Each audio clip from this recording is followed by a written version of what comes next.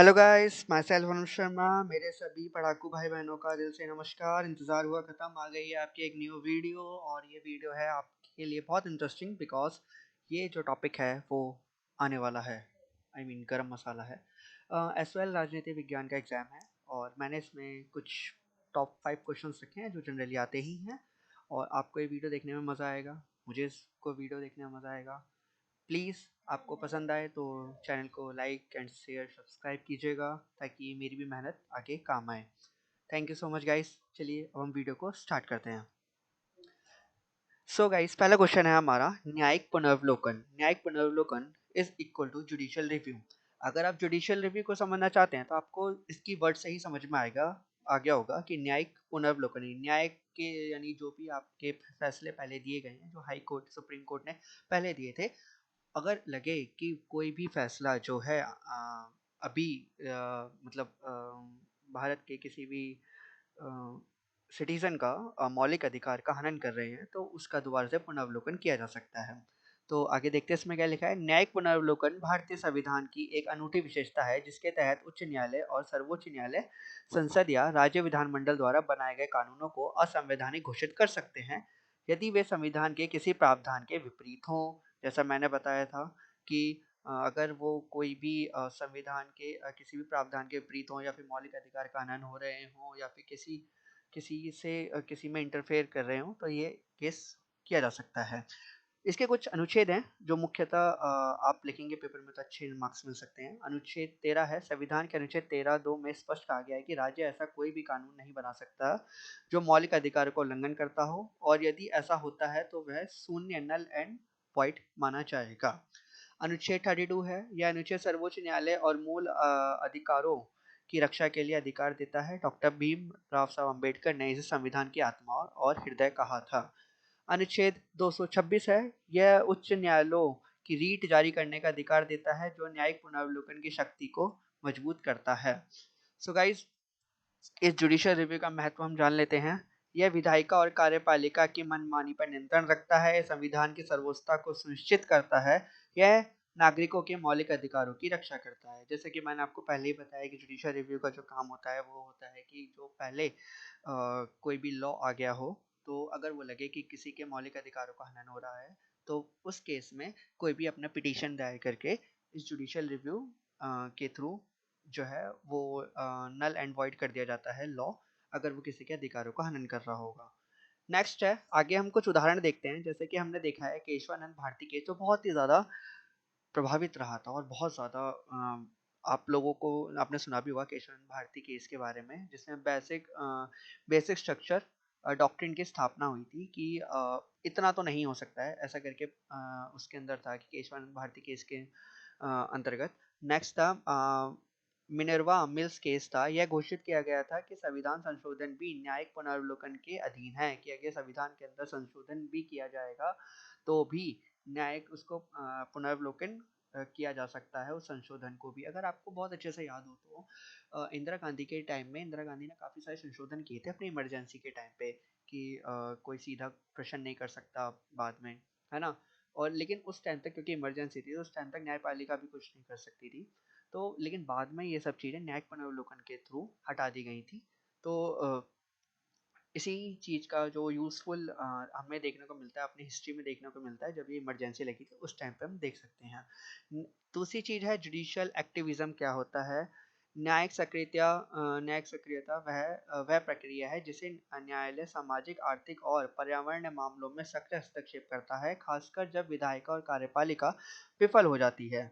जनहित याचिका जिसे पीआईएल कहते हैं। जुडिश पीआईएल जो हम लोग नॉर्मली जारी करता है, यह अवधारणा 1980 के दशक में उभरी जब न्यायालयों ने पत्र, समाचार, रिपोर्ट आदि को याचिका के रूप में स्वीकार कर सामाजिक न्याय के लिए निर्णय दिए।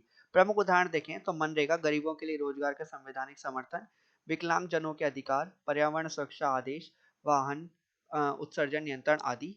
विशाखा बनाम राजस्थान राज्य, कार्यस्थल पर यौन उत्पीड़न से सुरक्षा के लिए दिशा निर्देश।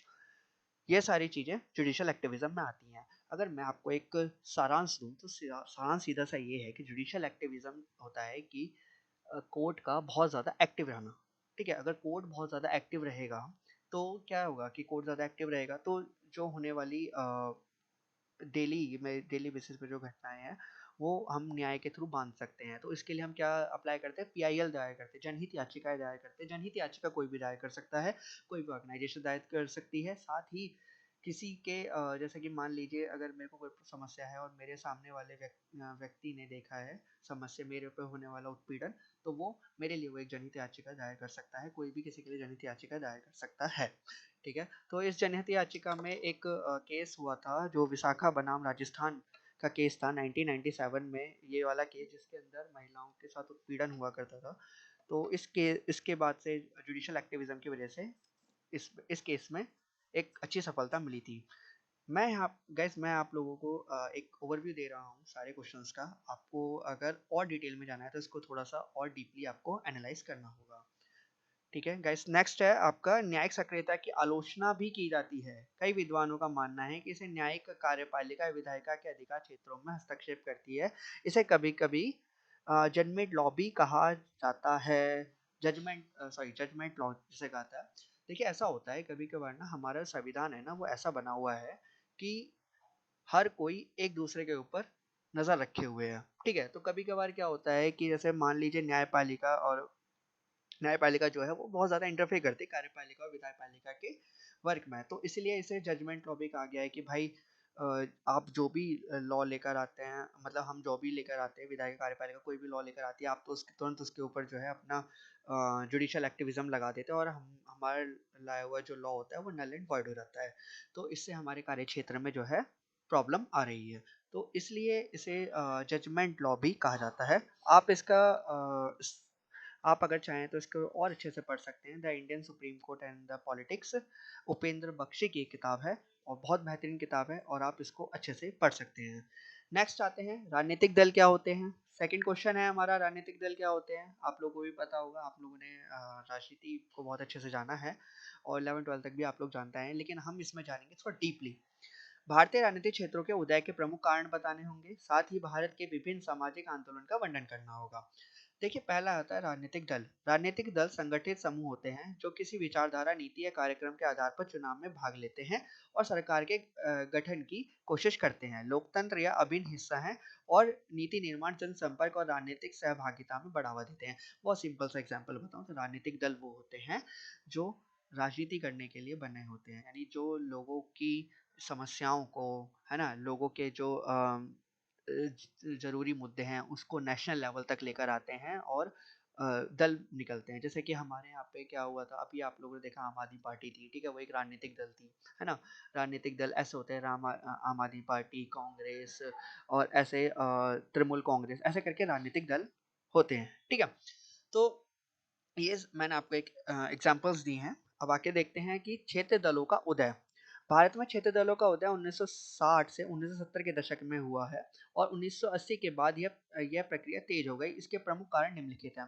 गाइस अगर आप देखोगे तो ये टाइम पीरियड आपको दिखाई देगा 1970 से 1980 के बीच का, ये जो टाइम पीरियड है, ये वाला टाइम पीरियड, इसी इसी बीच में इमरजेंसी भी लगी थी और जिसकी वजह से एक प्रमुख घटक भी माना जाता है। प्रमुख घटक क्यों माना जाता है? ऐसा माना जाता है कि राजनीतिक जो छोटे-छोटे दल थे वो 1975 के आसपास जो है बढ़ने लग गए थे और वो बढ़ने लग गए थे तो उसकी भागीदारी भी जो है राजनीति में होने लगी थी, भारतीय राजनीति में ये होने लगी थी, जिसकी वजह से केंद्रीय शासन को बहुत दिक्कत हो रही थी अपनी शासन सत्ता स्थापित करने में।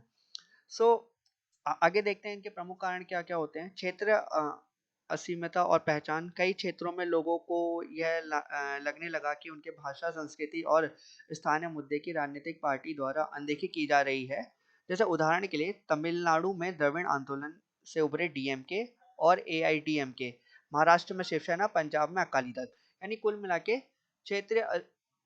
उस क्षेत्र की समस्याओं को बाहर लेकर आने के लिए ऐसे पार्टीज बनी थी, जैसे कि डीएमके बनी थी और अकाली दल बना था पंजाब के लिए, है ना, ताकि वहाँ की समस्याएं बाहर आ सके, वहाँ की संस्कृति और वहाँ की भाषाओं को आगे देखा जा सके, ऐसा करके। राजनीतिक दलों की असफलता अगर हम देखते हैं तो राष्ट्रीय स्तर की पार्टियां स्थानीय समस्याओं को उचित प्राथमिकता नहीं दे सकती, जिसके क्षेत्रीय दलों का अवसर मिला। अब जैसे-जैसे मैंने बताया था कि क्योंकि भाई अगर देखिए मान लीजिए अगर कोई सेंट्रल गवर्नमेंट की पार्टी है, तो वो इतना अपना अच्छा जिसे कहते हैं अपना अच्छा प्रबल नहीं बना सकती है, मतलब अपने कार्य में क्या होता है कि वो सेंट्रल लेवल तक रह जाती है, स्टेट लेवल तक वो नहीं पहुंच पाती, उसकी समस्याएं वो नहीं जान पाती। तो इसकी वजह से क्षेत्रीय दल बन बन के उभरते हैं, जैसे आम आदमी पार्टी बन के उभरी थी यहाँ पे करप्शन की समस्या को लेकर या फिर प्रदूषण की समस्या को लेकर, ऐसे करके ये उभरी। ठीक है, तो ये एक क्षेत्रीय दल बन के निकला, और ये फिर एट द लास्ट जब ये सत्ता में आई तो इन्होंने आगे आके जो है अपनी बात जो है सेंट्रल गवर्नमेंट तक बताई, और सेंट्रल गवर्नमेंट ने उस चीज़ को सॉल्व किया। तो अगर हम नॉर्मल सी चीज़ देखें ना, ये और आगे भी देखते हैं कि भाषाई और सांस्कृतिक विविधताएं भारत में बहुमूल्य समाज है, और भाषा और संस्कृति ने राजनीति में पहचान की राजनीति को जन्म दिया। क्षेत्र विकास की असमानता देखते हैं तो आर्थिक असमानता, बेरोजगारी, उपेक्ष विकास के कारण क्षेत्र असंतोष पैदा हुआ। जैसे कि मैंने बताया कि भाषा और संस्कृति विविधता है, तो इसलिए काफ़ी जो राजनीतिक दल है वो उभरते हैं। क्षेत्र विकास की असमानताएं हैं, क्षेत्र में जो विकास नहीं मिल पा रहा है कुछ तबके को, तो इसलिए वो बन के उभरी। जैसे कि हम लोग नॉर्मल से देखते हैं कि बहुजन समाज पार्टी, ठीक है, वो यूपी से निकल के आई बाहर, और फिर उन्होंने आके जो है यूपी में जो दलित लोग थे उनकी पैरवी करी, और उन और गवर्नमेंट को याद दिलाया कि भाई ये लोग भी हैं, और इनकी भी जो क्या कहते हैं इनकी भी ज़रूरतें हैं, और इनको भी देखा जाना चाहिए। नेक्स्ट अगर हम देखते हैं सामाजिक आंदोलन कौन कौन से हो सकते हैं। सामाजिक आंदोलन देखिए, भारत में कई सामाजिक आंदोलन हुए हैं जो जो वंचित, शोषित और पर्यावरण से मुद्दे से जुड़े रहे हैं। आंदोलन लोकतांत्रिक जागरूकता और जन अधिकारियों के विकास के सहायक रहे हैं। दलित आंदोलन में सबसे पहला आंदोलन डॉक्टर भीमराव साहब अम्बेडकर का नाम तो आता ही है। उद्देश्य जो था छुआछूत और जातीय भेदभाव और सामाजिक अन्याय के खिलाफ लड़ाई थी। संस्थाएं बहिष्कारित, हितकारिणी सभा और दलित पैंथर आदि जैसी जो दलित आंदोलन में अभी पार्टिसिपेट करती हैं। जैसे अभी दलित पैंथर जो है हाल ही में जो है बहुत ज़्यादा जिसे कहते हैं एक्टिव है। दलित पैंथर दलित आंदोलन के लिए ये खड़ी होती है। जैसे अभी हाल ही में आपने एक चीज़ देखी होगी, क्रीमी लेयर का बहुत मुद्दा चला था कि जो SC ST OBC में जो क्रीमी लेयर के जो लोग होते हैं उनको रिजर्वेशन नहीं मिलेगी। तो उस टाइम पे जो दलित पैंथर ने बहुत ज़्यादा जो है अपना गुस्सा, मतलब अपना विरोध दर्ज करवाया था कि ये गलत चीज़ है। नेक्स्ट है किसान आंदोलन। अभी हाल ही में आप लोगों ने देखा ही था, टिकैत साहब जी जो किसान आंदोलन के जो अध्यक्ष थे, है ना, उनकी देखरेख में चला था। पंजाब, हरियाणा और उत्तर भारत के किसानों द्वारा केंद्र सरकार के 3 कृषि कानूनों के विरुद्ध में आंदोलन हुआ था, और विशेषतः शांतिपूर्ण विरोध, सिंधु बॉर्डर पर धरना और बड़ी संख्या में भागीदारी हुई थी। ये एक ऐसा आंदोलन था जिसमें किसानों ने अपनी नाराजगी जताई थी। अब हम ये कहीं ना कहीं कह सकते हैं कि जय जवान जय किसान का नारा कहीं ना कहीं इस आंदोलन से देखने को मिलता है। लोगों को किसानों की समस्याएं सुनी, और लोगों ने सुनी, और लोगों को पता लगा कि भाई किसान जो है वो गांव तक सीमित नहीं है, वो हमारे आर्थिक में भी पूरी भागीदारी निभाते हैं।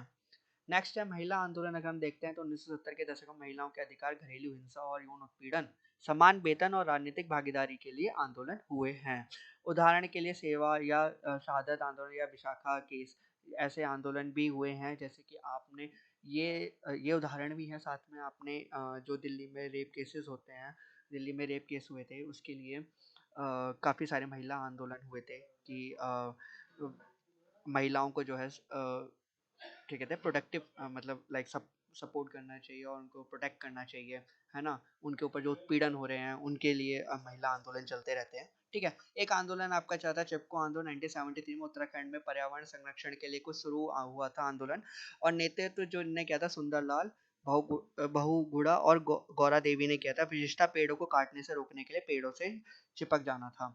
इसके अंदर चिपको आंदोलन में यही था कि पेड़ों से वो चिपक गए थे, और जिसकी वजह से वहाँ के जो बिल्डर्स थे वो पेड़ नहीं काट पाए थे।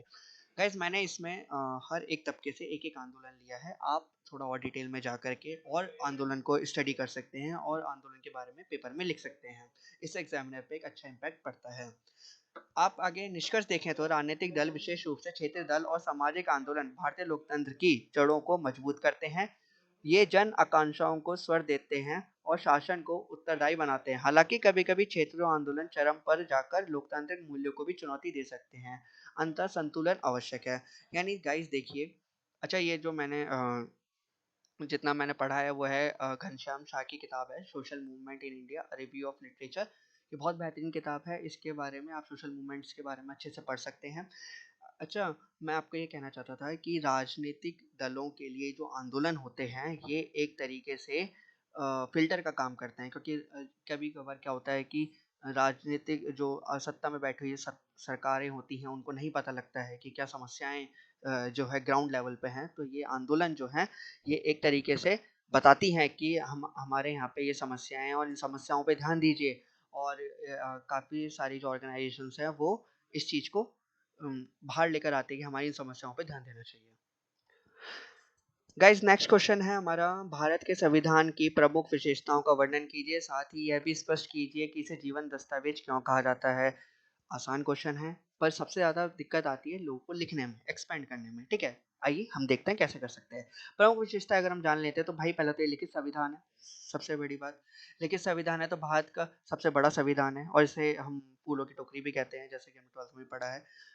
और आगे देखिए, भारत का संविधान विश्व का सबसे लंबा लिखित संविधान है, जिसके प्रारंभ में 395 अनुच्छेद हैं, 22 भाग हैं, 8 अनुसूचियां हैं। अब यह 470 अनुच्छेद और 25 भाग और 12 अनुसूचियां हो गई हैं वर्तमान अवस्था को देखते हुए। इसकी विस्तरता संरचना नागरिकों के अधिकार, कर्तव्य और शासन के विभिन्न अंगों के कार्यों को स्पष्ट रूप से परिभाषित करती हैं।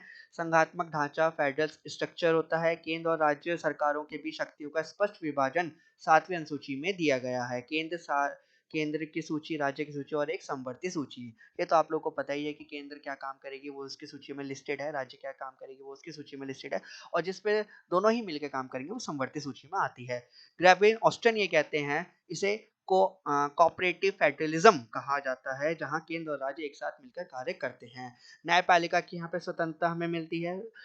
संविधान के अनुच्छेद 124 और 147 तक उच्चतम न्यायालय की स्थापना और शक्ति दी गई है। जैसा कि मैंने अभी आपको बताया भी था कि हमारे संविधान ने जुडिशियल एक्टिविज्म, है ना, न्यायिक पुनर्वलोकन जैसी शक्तियां भी न्यायालय को दे रखी हैं। न्यायपालिका विधायिका और कार्यपालिका में से स्वतंत्र है और ये संविधान की व्याख्या करती है। न्यायपालिका का काम और विधायिका और कार्यपालिका तीनों अलग अलग हैं, ठीक है? ये हमारे संविधान ने इस चीज़ सुनिश्चित करी है। मौलिक अधिकार सबसे बड़ी और सबसे महत्वपूर्ण चीज़ आप नहीं भूलिएगा पेपर में लिखने से। भाग 3 में अनुच्छेद 12 से 35 तक नागरिकों के मौलिक अधिकार वर्णित है, जैसे समानता का अधिकार, स्वतंत्रता का अधिकार, शोषण के विरुद्ध अधिकार आदि अधिकार हैं। भाग 4 ए अनुच्छेद 51 ए में नागरिकों के मूल कर्तव्यों का उल्लेख किया गया है।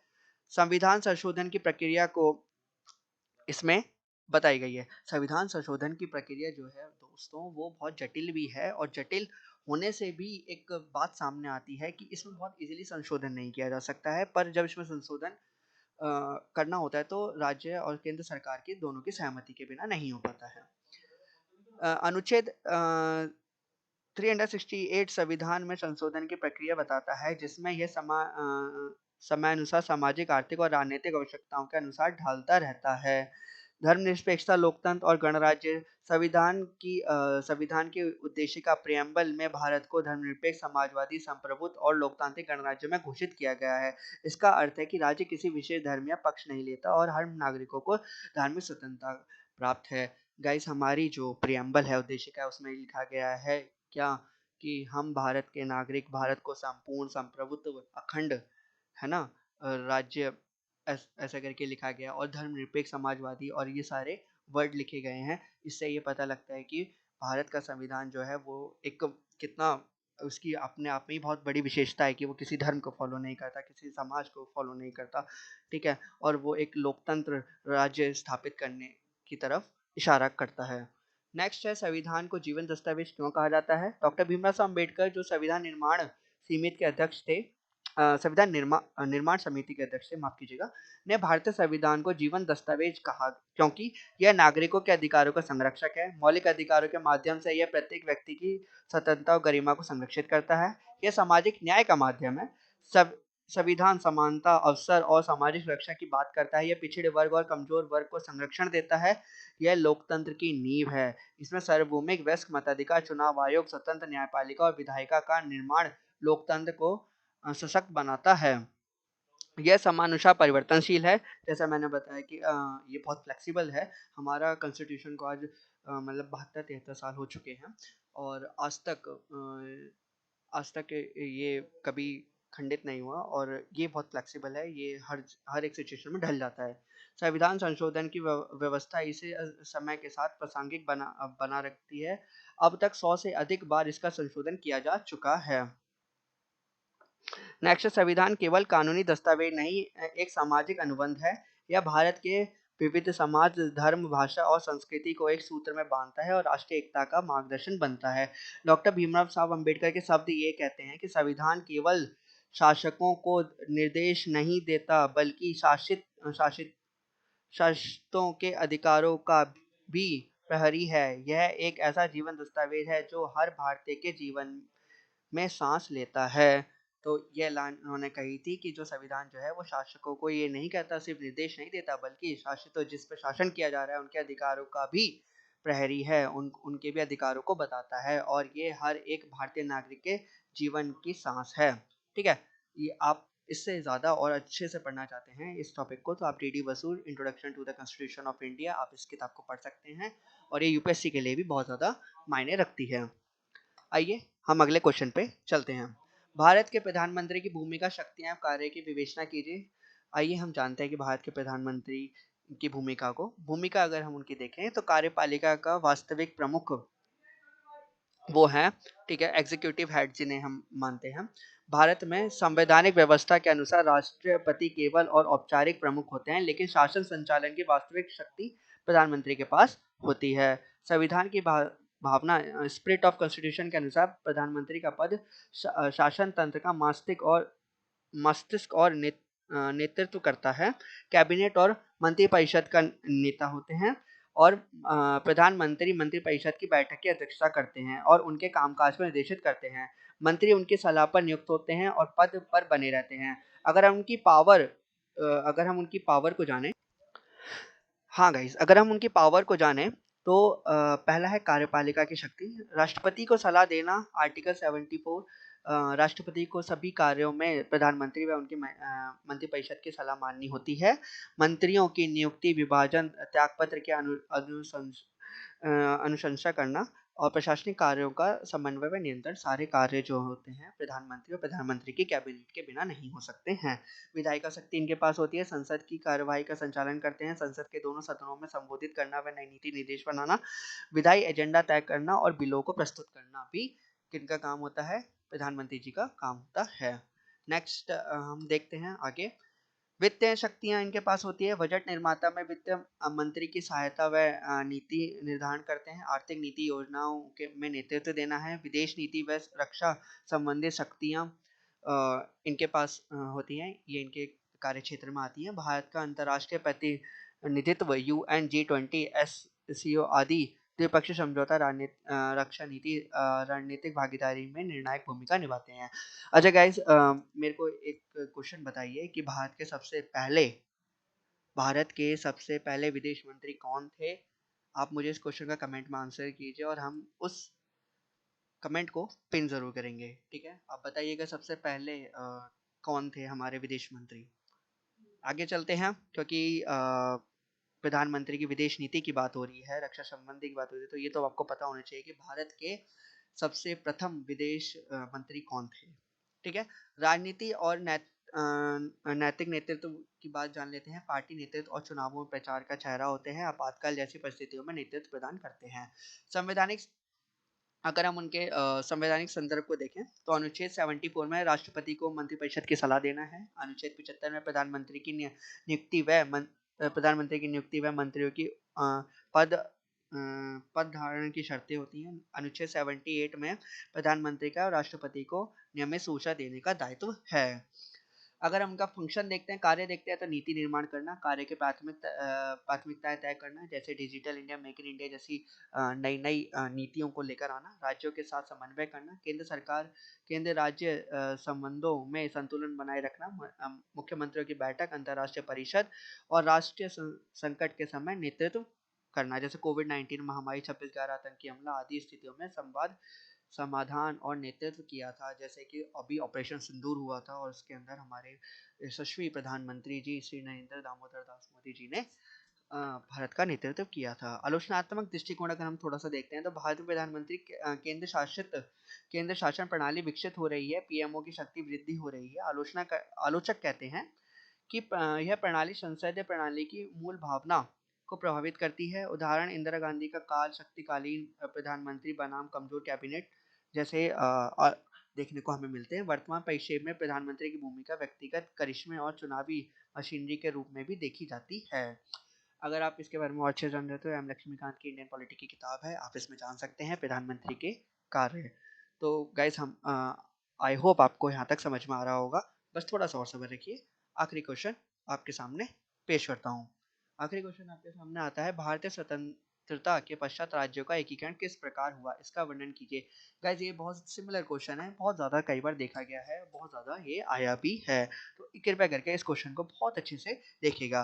भारत की स्वतंत्रता के समक्ष उपमहाद्वीप में 565 देशी रियासतें थीं, जिन्हें जिन्हें ब्रिटिश राज्य ने आंतरिक सहायता दी थी। जब 15 अगस्त 1947 को भारत स्वतंत्र हुआ तो इन रियासतों का भारत या पाकिस्तान में शामिल होने का, स्वतंत्र रहने का विकल्प दिया गया। यदि इन रियासतों ने स्वतंत्र रहने का विकल्प चुना होता तो भारत की एकता और अखंडता खतरे में पड़ जाती। सरदार वल्लभ भाई पटेल, जिन्हें हम आयरन मैन भी कहते हैं, और उनके सचिव वीपी मेनन ने इस चुनौती को अवसर में बदला और कूटनीतिक और दृढ़ नेतृत्व और प्रशासनिक कौशल से इन रियासतों के भारत में विलय किया।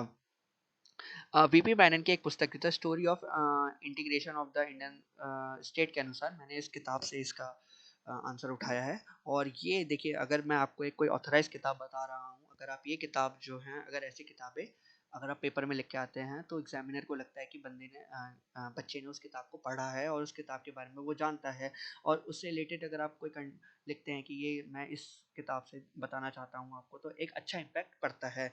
चलिए, वो ये कहते हैं कि विलीनीकरण पत्र यानी इंस्ट्रूमेंट ऑफ एक्सेशन, जो आपको ये देखने को मिल रहा है कि जिसमें कश्मीर के साइन हुए थे, इंस्ट्रूमेंट ऑफ एक्सेशन, इसमें भी, यहाँ पे भी आप देख सकते हैं, इसमें इमेज में भी अधिकतर रियासतों ने स्वेच्छा से इस दस्तावेज पर हस्ताक्षर किए, जिनमें उन्होंने भारत सरकार को केवल 3 विषय और रक्षा, विदेश नीति और संचार पर अधिकार दिया। समस्त ग्रस्त रियासतें कुछ थी जो भाई समस्या से ग्रस्त थी, जिन्होंने नहीं किया था, उनके बारे में जान लेते हैं। हैदराबाद निजाम स्वतंत्र रहना चाहता था और राजकरों की सहायता से सशस्त्र विद्रोह की स्थिति उत्पन्न कर दी गई और भारत सरकार ने 13 दिसंबर 1948 को ऑपरेशन पोलो नामक पुलिस कार्रवाई शुरू की और 5 दिन में निजाम ने आत्मसमर्पण कर दिया। गाइस एक बात और बताऊं तो हैदराबाद का निजाम उस समय का सबसे रईस माना जाता था, विश्व में सबसे ज़्यादा पैसा उसके पास हुआ करता था। और ये इसमें ना सरदार वल्लभ भाई पटेल जी की बहुत अच्छी कूटनीति थी। उन्होंने क्या किया था हैदराबाद में, जब मैंने किताब पढ़ी थी तो मैंने जाना था कि वहाँ पे जो उनके एडमिनिस्ट्रेटिव जो लोग हुआ करते थे, उनमें उन्होंने थोड़ा सा विद्रोह फैलाया था। साथ ही साथ वहाँ की जो जनता थी, उनमें भी ये बात फैलाई कि हमें जो है भारत के साथ मिलना है, और जिसकी वजह से वहाँ पे विद्रोह उत्पन्न हो गया और आखिरकार ऑपरेशन पोलो के माध्यम से जो है 13 सितंबर 1948 को विलय करवा लिया गया। अगली रियासत है जूनागढ़। मुस्लिम नवाब ने पाकिस्तान में विलय की घोषणा की, लेकिन हिंदू बहुल जनसंख्या इसका विरोध कर रही थी। भारत सरकार ने जन्म संग्रह करवाया, जिसमें जनता ने भारत के साथ जाने का समर्थन किया। कश्मीर कश्मीर की लड़ाई तो आज तक चलती आ रही है। देखते हैं कश्मीर में क्या हुआ था। महाराजा हरि सिंह स्वतंत्र रहना चाहते थे, लेकिन पाकिस्तान समर्थित कबायली हमले के कारण उन्होंने भारत में सहायता मांगी। 26 अक्टूबर 1947 को उन्होंने इंस्ट्रूमेंट ऑफ एक्सेशन पर हस्ताक्षर किए और कश्मीर भारत का हिस्सा बन गया। इसे विशेष दर्जा अनुच्छेद 370 के तहत दिया गया, परंतु अब ये हट चुका है, जैसा कि आप लोगों को पता है, करेंटली ये अब हट चुका है। राजनीतिक एकीकरण देखते हैं। देखिए इससे क्या हुआ, ये जितना इंस्ट्रूमेंट ऑफ एक्सेशन से जो है सारे के सारे जो 565 रियासतें थी वो एक साथ आई और इससे राजनीतिक एकीकरण देखने को मिला। विलय के बाद रियासतों को प्रशासनिक रूप से एकीकृत करना आवश्यक था। कई छोटी रियासतों को मिलकर संघ राज्यों का निर्माण किया, जैसे सौराष्ट्र, मध्य भारत, राजस्थान आदि। बाद में 1965 में स्टेट रीऑर्गेनाइजेशन एक्ट के माध्यम से राज्यों का भाषा आधार पर पुनर्गठन हुआ। निष्कर्ष ये है कि सरदार पटेल और वीपी मेनन ने अद्वितीय नेतृत्व ने भारतीय संघ की नींव रखी। यह कार्य केवल सैन्य शक्ति से नहीं बल्कि राजनीतिक कुशलता, धैर्य और प्रशासनिक समझौतों से संभव हुआ। इसे स्वतंत्र भारत में इतिहास की सबसे बड़ी उपलब्धियों में से एक माना जाता है। तो गाइज़ आपको जैसे पता लग रहा है मैंने आपको पूरा आंसर अच्छे से पढ़ के बताया। ये आपका ये जितने भी मैंने आपको 5 आंसर बताए हैं ये आपका एक मूल आधार हो सकते हैं। इन मूल आधार को आप लीजिए और इन पे एक अच्छा-सा आंसर फ्रेम कीजिए। आप ये आखिरी जो क्वेश्चन था उसका जो स्रोत है वो वीपी मेनन की किताब है the story of integration of Indian states. ठीक है गाइज़? सो ऐसी बहुत सारी किताबें हैं। इसी क्वेश्चन की नहीं बात कर रहा हूँ, पाँचें जो मैंने आपको क्वेश्चन बताए उसकी बहुत अच्छी किताबें हैं जो पढ़ने हैं, बुक रीडर हैं वो आप आइए और हाँ, आप हमारे चैनल को सब्सक्राइब कीजिए, लाइक कीजिए और हम आपको बहुत सारे ऐसे बुक्स के बारे में बताते रहेंगे जो आपके पॉलिटिकल से रिलेटेड और पढ़ने में बड़ा इंटरेस्ट आएगा, क्योंकि मुझे तो बहुत इंटरेस्ट आता है और मैं हूँ book reader. So guys thank you so much, thank you so much आपने इतना महत्वपूर्ण अपना वक़्त हमें दिया और मैं आशा करता हूँ कि आपका पेपर जो है वो बहुत बेहतरीन जाएगा और आप बहुत अच्छे मार्क्स से पास होंगे और thank you so much for watching. Bye.